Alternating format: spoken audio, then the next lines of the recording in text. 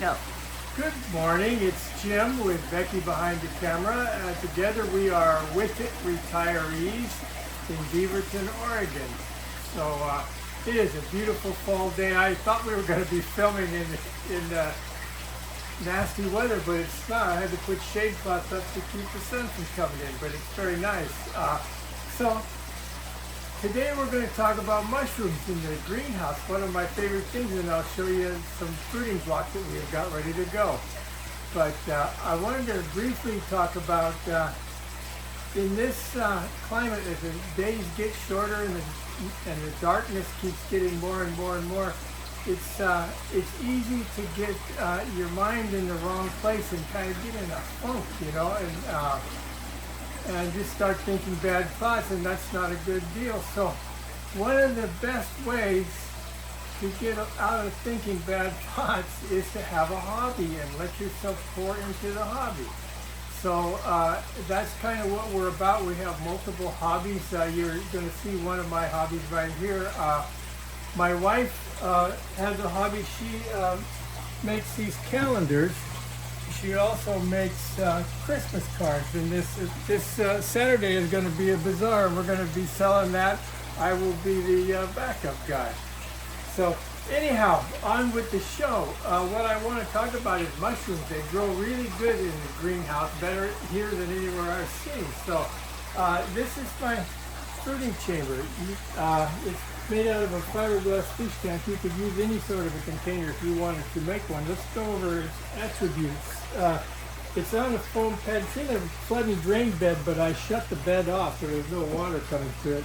We're just using it for mushrooms right now. So we have a insulating pad under it. Then on top of that is a heating pad, just a plant heating pad, not a fancy one.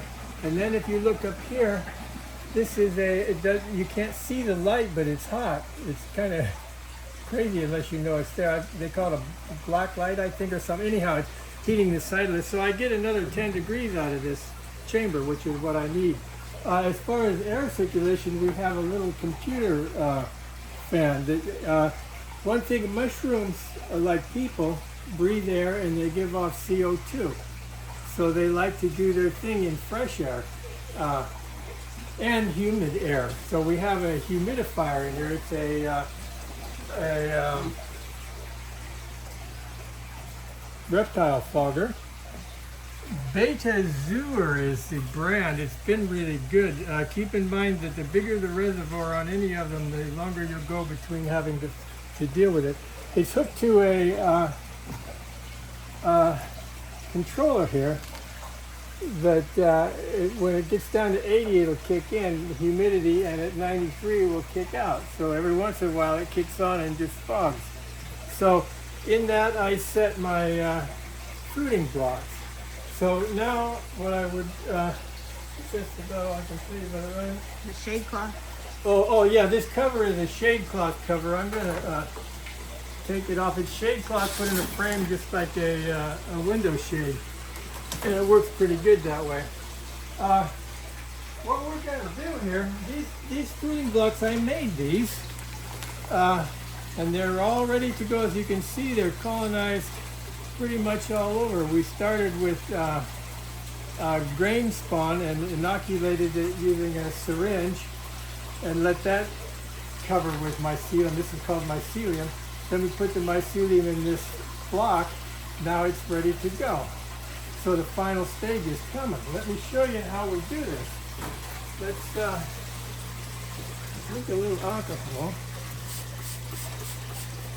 and put the alcohol on the knife. Now I seal these with a sealer, a heat sealer, so I'm going to cut it right about at the bottom of the heat sealer. And you will note, oh my goodness, that smell that comes out is pure mushroom. If you like mushrooms, you like that smell. So I'm going to bend this over, like so. I've got a rubber band here, color coded so I know that this is a